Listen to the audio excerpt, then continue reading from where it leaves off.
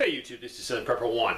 I'm entitling this video something in regards to preppers are your best neighbors, or preppers are the best citizens.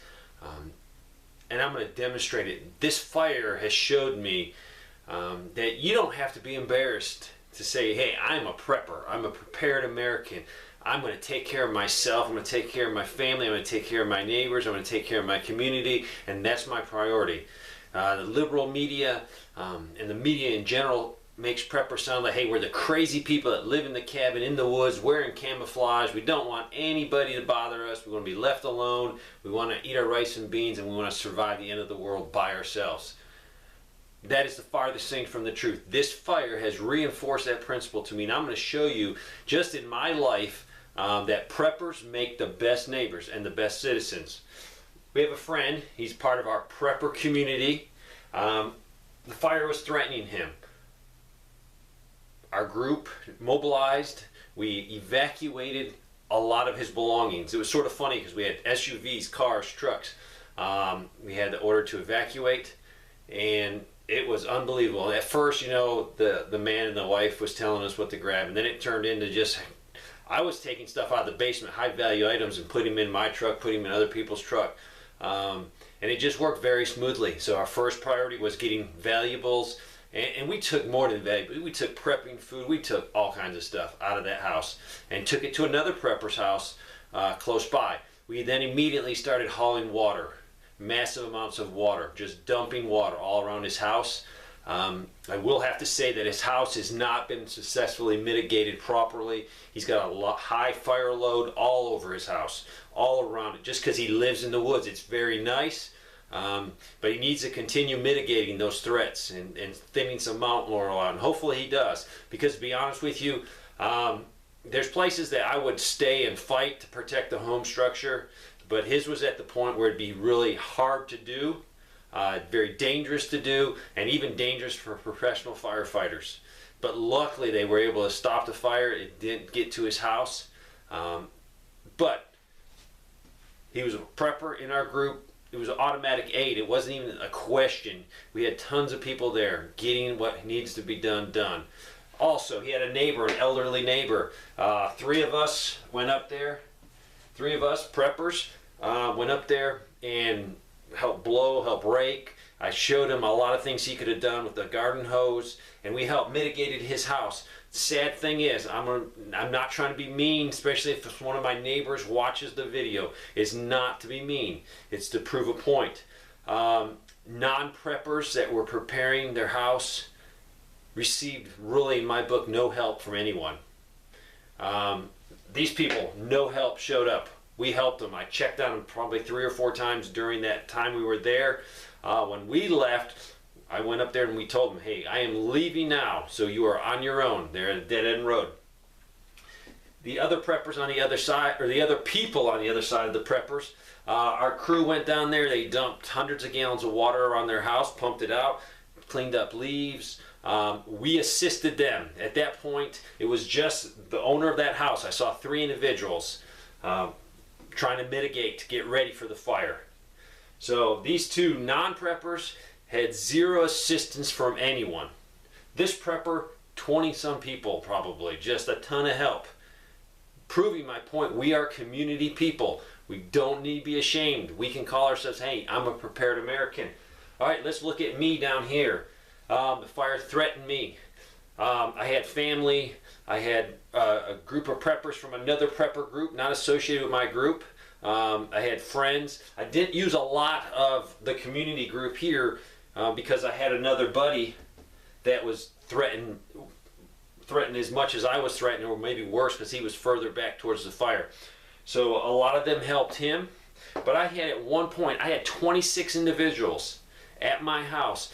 I told them, let's move out valuable sentimentals. Before I knew it, the furniture in this room, most of the furniture in that room, this is the kids' cottage. My house was stripped. It was unbelievable.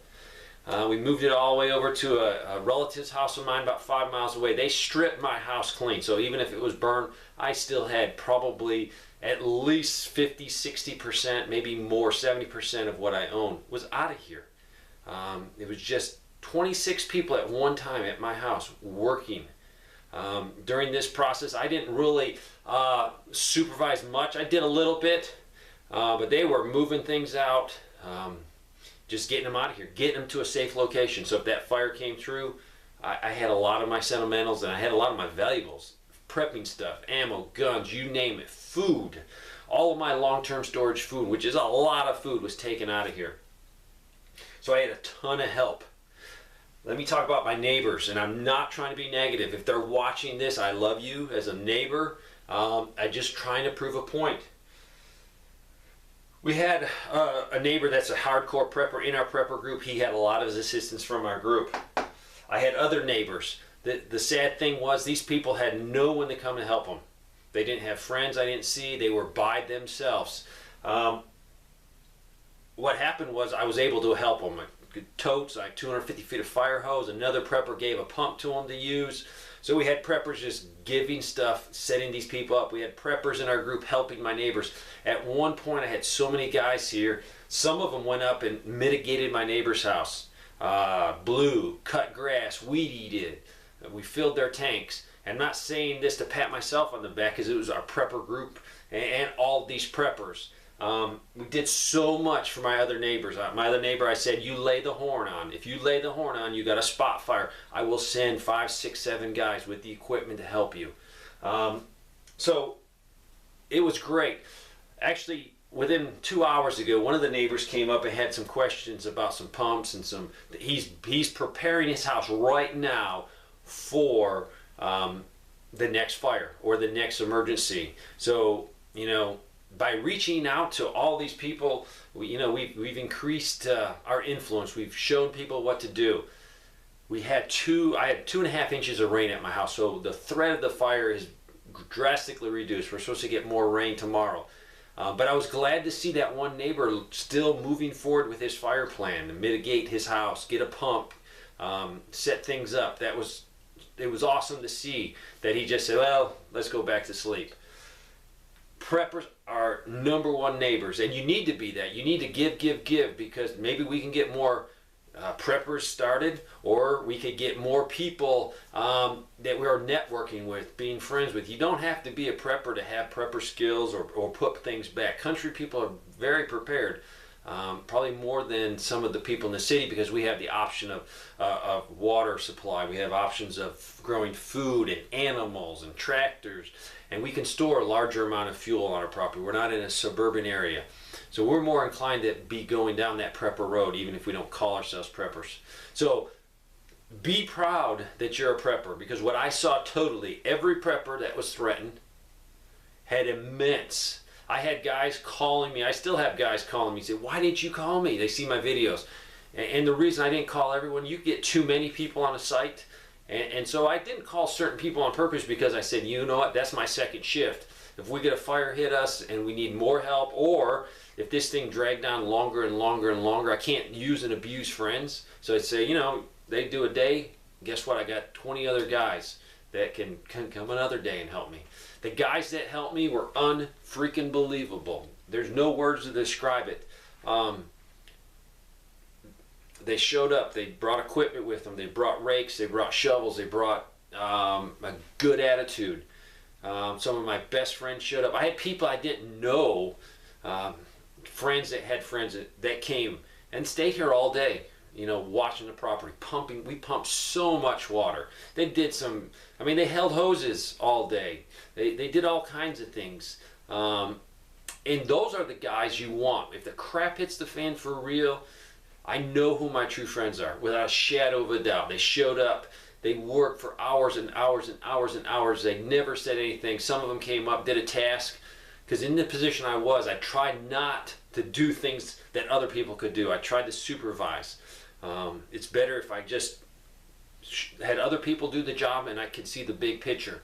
During that time, I rode around to other neighbors. There's neighbors that weren't here. I checked on their houses, make sure we had no spot fires. I'm not patting myself on the back. I'm patting preppers on the back. Preppers are the best neighbors. Be proud that you're a prepper. We're prepared Americans. And I saw it. I saw people that weren't preppers had zero support.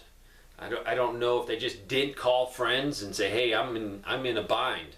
But we were able to help the preppers that were threatened, me and 2 other preppers, and then we had the ability to help a bunch of other neighbors by providing them all kinds of things, from actual work to equipment, and just, hey, we're there. If you need us, you holler, and we will come running. I had the ability to send guys to my neighbors to help them, and we did, mitigating their houses. So be proud that you're a prepper. Right now, with 2.5 inches at my location, I'm very safe, very secure. They can mop this thing up. We get some rain tomorrow. It will even be better. So thanks for your concerns, your prayers. I've gotten so many emails. Thanks for all the guys that volunteer. Hey, I live an hour or 2 hours away. I could be there if you need me. Thank you for that. Be proud that you're a prepper, because we are the best citizens and the best people in our community. Thanks for watching.